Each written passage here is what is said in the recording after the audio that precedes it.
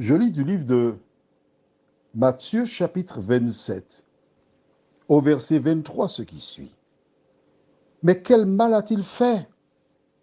Et ils crièrent encore plus fort qu'il soit crucifié.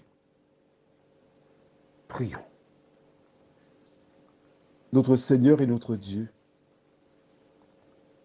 combien nous te sommes reconnaissants, Seigneur, pour ta parole. Merci pour ce que nous découvrons. Seigneur, tandis que nous lisons ta parole, nous découvrons que les fidèles sont toujours seuls contre tous. Et en tant qu'enfants de Dieu, nous tirons les leçons de ce que nous lisons. Aide-nous à progresser ainsi en tout temps, nous t'en prions. Au nom de Jésus et pour ta gloire éternelle. Amen. Quel mal a-t-il fait? Pilate n'a pas la réponse à cette question. Il n'y en a pas. Il sait qu'il n'y en a pas. Et il continue, il cherche à sauver Jésus. Il y a un problème. Parce que c'est lui qui propose de choisir entre l'un ou l'autre. Le peuple a voté pour Barabbas. Il cherche à changer le résultat du vote. Ça ne se fait pas. Cela nous montre qu'à la base, il souhaitait que le peuple choisisse Jésus, mais ils n'ont pas suivi sa pensée. Et voici qu'il est piégé. Il cherche à sauver les meubles. Mais le peuple crie encore beaucoup plus fort. S'il n'avait pas entendu la première fois, cette fois-ci, il a entendu. Voici Jésus qui se retrouve seul face à ces hommes. Allons dans le livre de 1 roi chapitre 18. Le roi Akab avait épousé une femme, Jézabel, une dangereuse femme, une femme terrible, et avait incité le peuple à laisser la main de Dieu pour se tourner vers Baal et Astarté. Lorsqu'Élie rencontre à nouveau Akab, il lui donne rendez-vous sur le mont Carmel. Et voici le peuple y était présent. Je lis dans 1 roi chapitre 18 au verset 21 ce qui suit.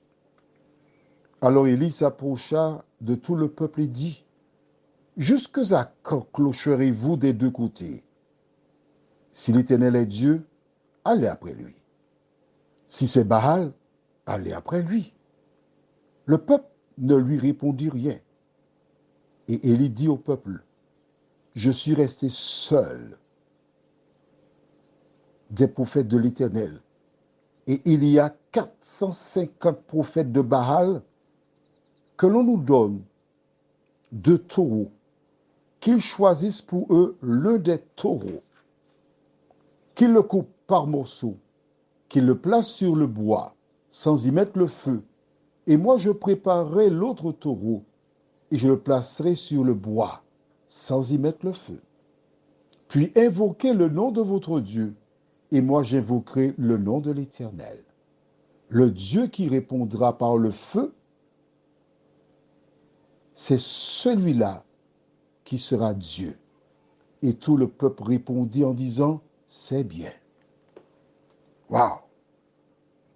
Le peuple d'Israël, oui, sorti d'Égypte. Quelques années plus tard, ils ne savent pas qui est l'Éternel. Il faut qu'il y ait un duel entre les ténèbres et la lumière pour qu'ils reconnaissent qui est le serviteur de l'Éternel. Élie se trouva seul contre ces hommes. Jésus se retrouva seul face à la foule qui avait été abreuvée par le vin des souverains sacrificateurs qui conduisaient le peuple dans le mauvais chemin. Prions. Notre Seigneur et notre Dieu, combien nous sommes heureux, une fois de plus, de voir que tes enfants, ceux qui te sont fidèles, sont l'objet de mauvais traitements. Merci Seigneur pour ta parole qui nous éclaire. D'aide nous aider par ta grâce à te demeurer fidèle. D'aide nous aider par ta grâce à nous accrocher à toi.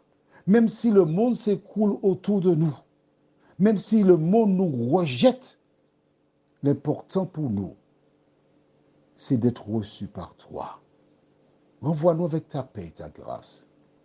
Et que ton esprit nous dirige, nous t'en prions, au nom de Jésus pour ta gloire éternelle. Amen. Je te souhaite une bonne journée.